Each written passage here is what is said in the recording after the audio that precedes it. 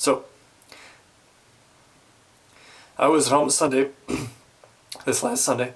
I was home with my wife, and we had been talking about making apple pies. And suddenly, like 7 p.m., I just feel like I need to go with her, and we need to buy apples at the Urbana Food Co-Op, and that's a grocery store over in Urbana.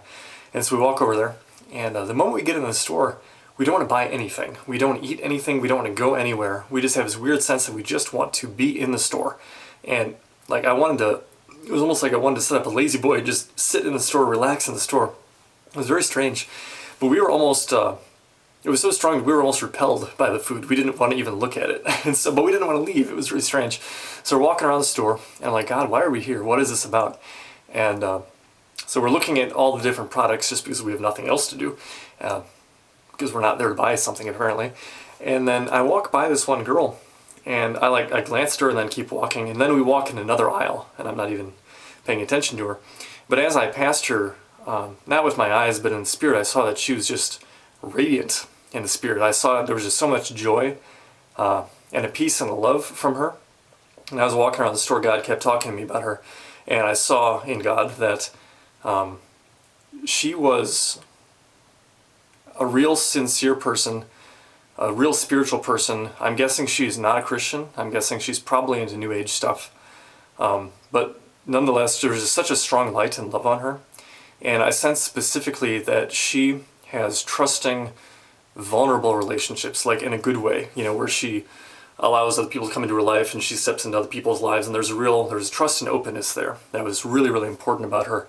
I think that was most of it. And I also saw that she just really wanted to give from her heart. So, walked around the store a while, and I'm thinking I should go talk with her about this. I really want to tell her about this thing that I saw in her, but I'm feeling nervous. So after a few minutes, I go up to her and I say, excuse me, are you a spiritual person?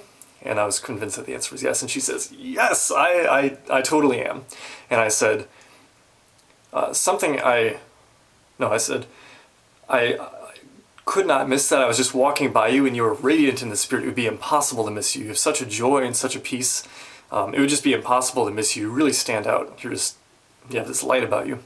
And I said, something else that's really striking about you is how you have these vulnerable relationships. And I told her about that. And I told her about the things I was seeing and the nature of vulnerable relationships and why that's a good thing. And I said, God loves that about you. And the whole time, she is like just lit up and staring at me, jaw dropped, just like, what? But not with doubt, but literally her jaw was dropped. And she says to me about the vulnerable relationships thing, I'm quoting her, I was thinking about that all day. And I'm like, yeah, God loves that about you. And it was a good moment. And then we went and bought some apples and went home.